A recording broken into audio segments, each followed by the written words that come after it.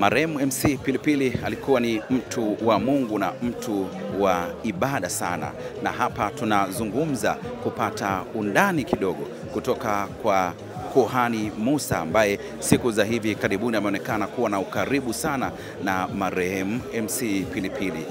Huyu hapa Kuhani Musa akitueleza kwa undani zaidi.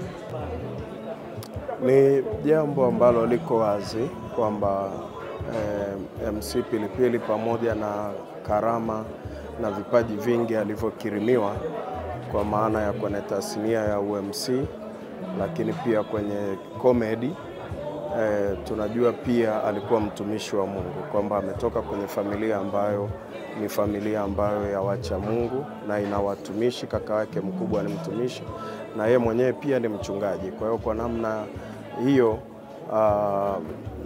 tumekutana kwenye utumishi kwa sababu ni mtumishi mwenzetu. Ndio, lakini pia tunaweza kusema kwamba amekuwa ni mtu wa kipekee ambaye anajitambua, anajua kusimama kwenye kila nafasi ambayo Mungu amempa kufuatana na vipaji Mungu ambavyo amemkirimia.